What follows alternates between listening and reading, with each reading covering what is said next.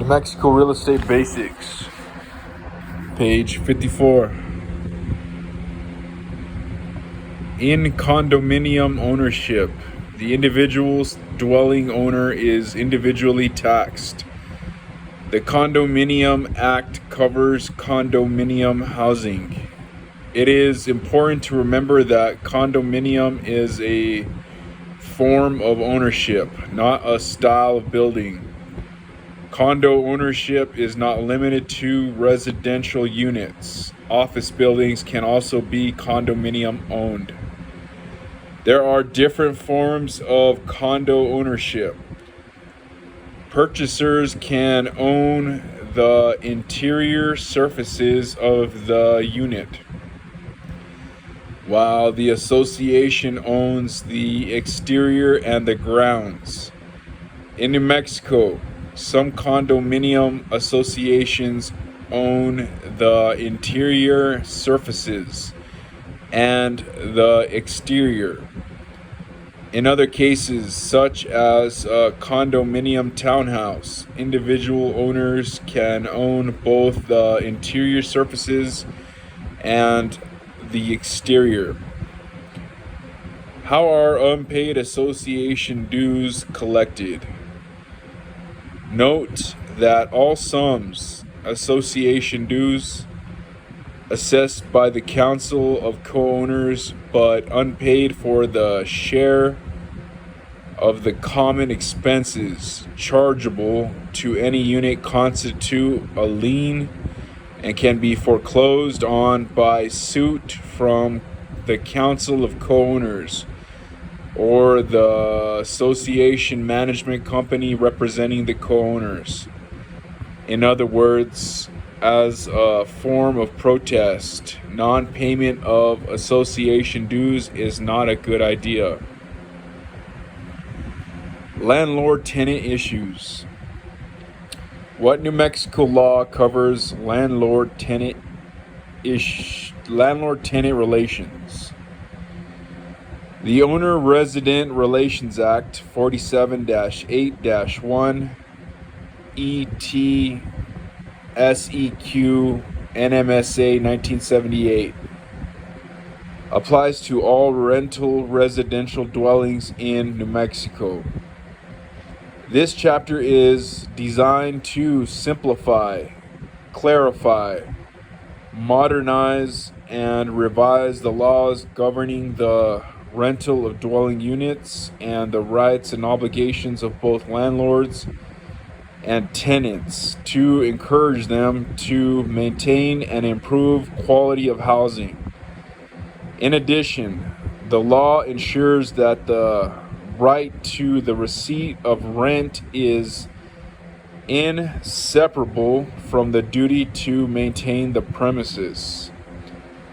Anyone who manages even one unit should have a copy of this law and consult it frequently.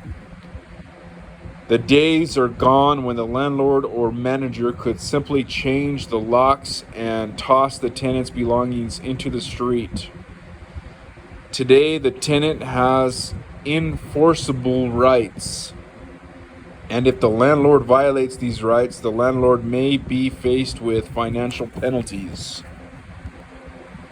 Do all leases have to be in writing?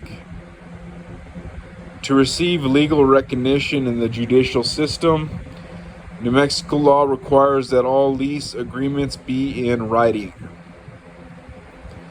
Are there any special clauses or items of which to be aware? After the tenancy begins, the landlord must give a 24-hour written notice before entering the property, except in emergencies. If the tenant has requested repairs, the landlord can enter without such notice. Rent is payable without notice or demand, and unless agreed otherwise, is payable at the dwelling unit.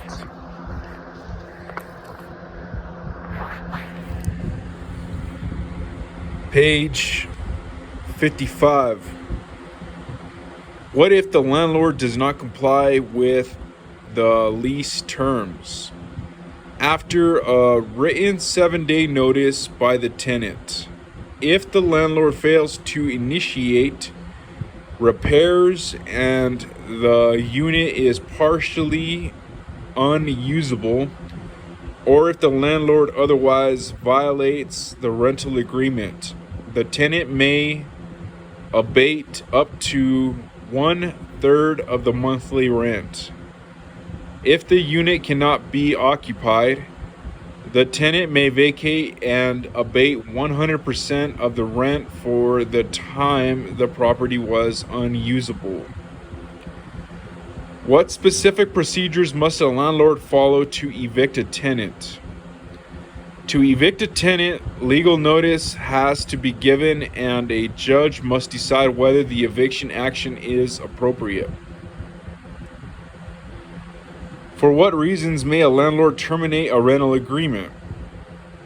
A landlord may terminate a rental agreement with proper notice for any of the following reasons: non-payment of rent, failure to comply with building codes affecting health and safety, failure to comply with the rental agreement, substantial violation. The tenant may terminate a rental agreement for a landlord's failure to comply with building codes affecting health and safety or failure to comply with the rental agreement. How much notice must the landlord give to evict a tenant? There are several different notice periods depending on the circumstances. The landlord must give 3 days notice for non-payment and 7 days notice for any other breach by either party. If the condition is corrected within the notice period, the tenancy continues. In the case of a substantial violation, the landlord can give a 3-day notice, terminating the rental agreement in 3 days without the opportunity to correct the problem. A substantial violation occurs when the tenant has committed a felony or assault, including drug use and property damage. How may notice be served? Notice may be given by personal service, by posting the notice on the tenant's door, or by U.S. mail. If the landlord chooses posting, a copy of the notice must be also mailed. How may a landlord regain possession from a holdover tenant?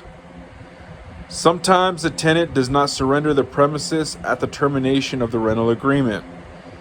In this case, the landlord may file a petition for restitution with the magistrate court. The court issues a summons, and a trial date is set for not less than 7, no more than 10 days from the date of petition. The tenant may raise all defenses allowed in equity.